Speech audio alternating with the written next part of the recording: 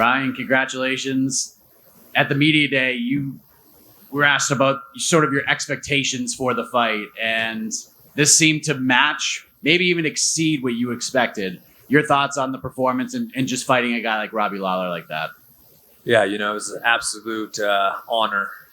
Robbie, as you all know, is a legend, but he seems like a very great human being. It's an honor to share the octagon with him. It was everything I hoped it would be and more. He brought it. I knew he'd come swinging, trying to take my head off. He caught me with some good ones, but I believe I caught him with some good ones as well. The first round was a little back and forth. I don't know who the judges gave it to, but going into the second, he made some adjustments. His jab was very good, very fast. And, I expect that out of, a seasoned vet. And so, I was able to make some adjustments of my own.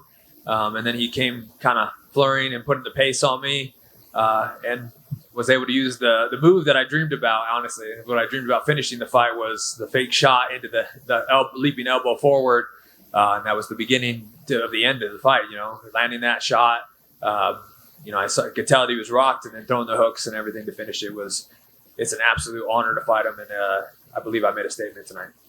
You want to keep your emotions in check before you go out there, but I'm sure knowing what Robbie meant to you, you said that was an A1 type of name. This is the fight you've always wanted. Did it feel different walking out there knowing that you were about to fight Robbie? No. This was a full circle moment, definitely. There was a lot of, going on behind it as far as I met Robbie in 2009 at the very first, International Fight Week, and right before my very first amateur fight. And then now to come to the International Fight Week, the 10-year, and I'm meeting Robbie Lawler again, but this time in the octagon. So it's huge. It's awesome. But, as soon as that, I'm in the zone. When I get in there, when I get in the octagon, it's like weight lifted off my shoulders. I put all the work in. And now I get to go 100% and actually try to take someone's head off. I'm not trying to kill my teammates. So, it's weight lifted off my shoulder. As soon as my music hits, boom, I'm in the zone. Don't really, hear a little bit of fans on the way out, but when I'm in there, it's all just me and him. 100K tonight, you think? It's making 100K. Come on, right? I mean, Dana's making these bonus 75. I don't know if we've ever done 100K bonuses. I mean, if not for fight of the night, I believe just for the 2 rounds we did a fight of the night performance. But like I said, I've been after this performance of the night, and I believe you saw Bryan Barberena tonight, got the finish against a legend who is not finished very often. So I believe, hey, if we're not doing 100K, maybe we do 100K each, and we do fight of the night and performance of the night. But I'm definitely hoping for that performance of the night. And last thing for me, you go from Matt Brown to Robbie Lawler. How do we top this? How do we keep this thing going? Who are you looking at next? What are you thinking? I want to continue to fight people who want to come fight, who want to bring it. I'm not saying they can't shoot takedowns and stuff like that, or it has to be a striking match only. This is MMA, but I want people who want to come fight, not dance around, not pitter patter, anything like that. Let's come fight, let's throw down, let's do this. So there's some names I like. Ponzinibbio is one of them. A rematch with Luque would be awesome. Nico Price. These are guys who come to fight. If it's whoever it is, if it's any of those guys, I would love to go. Everything's opening up with COVID. I'd love to go to Colombia and let's headline the card in Colombia. Man, I believe every time you watch me, I bring these performances, I bring these fights, and they're fights that people remember for the rest of their lives. Bryan, you talked about getting the knockout. Robbie's had 46 fights. 3 people have knocked him out, including yourself. How does that feel, just knowing that, and how durable Robbie's been throughout his career? It's amazing. It's wow.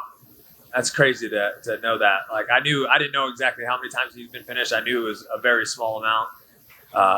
3. I mean, it's crazy. Yeah. 3.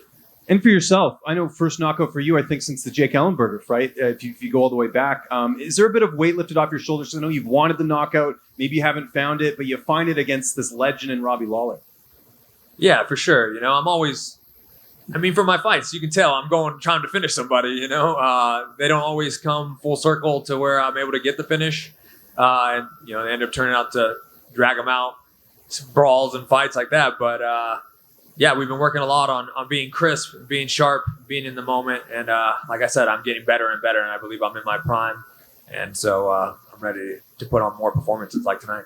And last question, you having some rum tonight? What's on the menu for the post-fight celebration? Yes, sir. Muddy River Rum from the Muddy River Distillery. The guys brought me in some rum. I got it here with me, so I'll be celebrating with that. and pizza from Pizza Rock, man. I got a bunch of pizza coming in, celebrating with the team over here.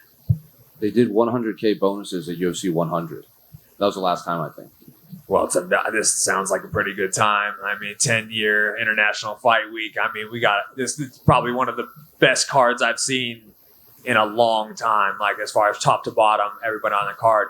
I believe that most of these people on this card could headline a fight of the night, or a fight night. So, I mean, this seems like one of those cards that should be, amp it up a little bit. Let's go.